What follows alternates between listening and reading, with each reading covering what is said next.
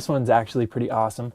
It was sort of my first electroacoustic instrument. It's got a little like 1/4-inch jack right there, just with a piezo pickup that's wired in through there and then just into a 1/4-inch.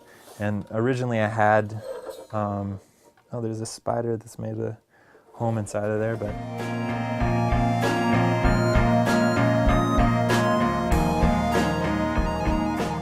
and then I don't know what that hole's for.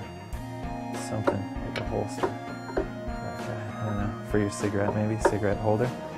I was pretty poor at the time, so I wanted like sounds, and I didn't want to like rent stuff because I didn't really I was embarrassed of trying to learn stuff. So yeah, I just ended up building a lot of it just because there's so much good scrap material around.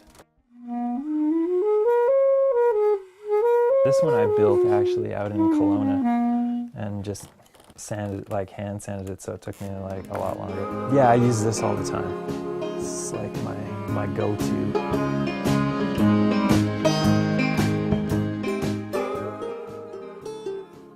This is a balalaika to commemorate the Sputnik launch, and that's the rocket. That's Sputnik, and that's Earth, and those are the orbits.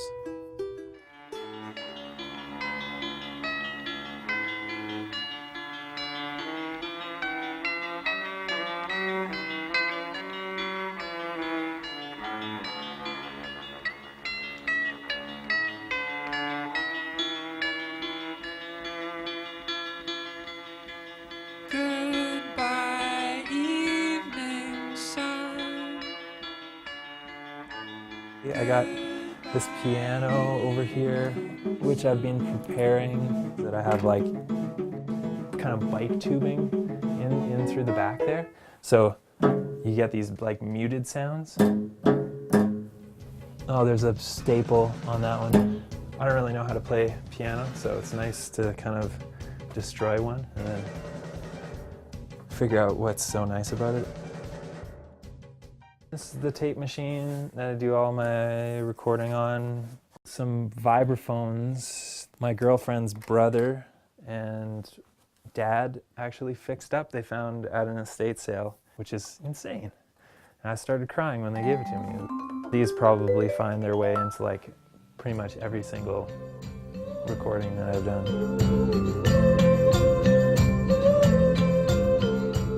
Started thinking about just like acoustic drum machines and things that were still like automated but that weren't electronic. The sounds weren't electronic and they're still part of like an organic thing. There.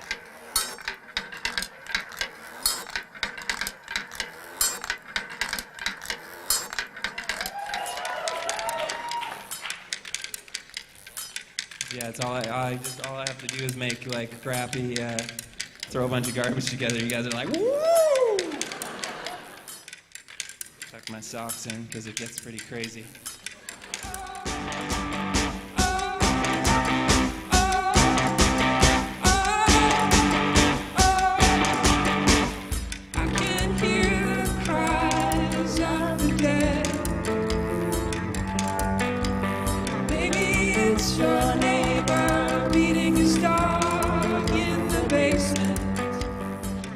Then I got into like circuit bending, and that's really kind of dominated the rest of my time as far as instrument building goes.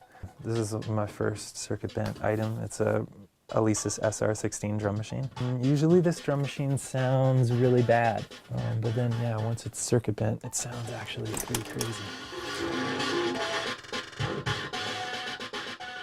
But yeah, I think it's just more an awesome sort of trip just building it, because you know you're finding all those bends yourself. You're totally personalizing this instrument that was like so not personal.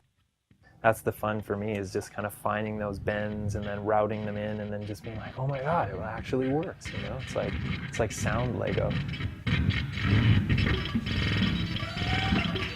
Yeah, I always wanted the bass pedal section out of like a Hammond. It's totally possible to rip those out, but they're so big. The aim was to try and make it the size of something that I could take as carry-on. underneath each one of these is actually just a brass thumbtack with a lead. The other thing that's awesome about all this circuit band stuff is it's never, like, you can never rely on it to like give you anything. So you have like no expectations of it almost, except you have like this sort of big expectation that it's always gonna be this sort of magical thing. So that's why it's so awesome to approach these instruments from that sort of angle, is that it will give you something different all the time, which is kind of like magic, you know, or the closest thing to magic that I can think of as far as like an electronic piece of shit goes. You were burning like a city of electric light. You were burning like a city of electric light.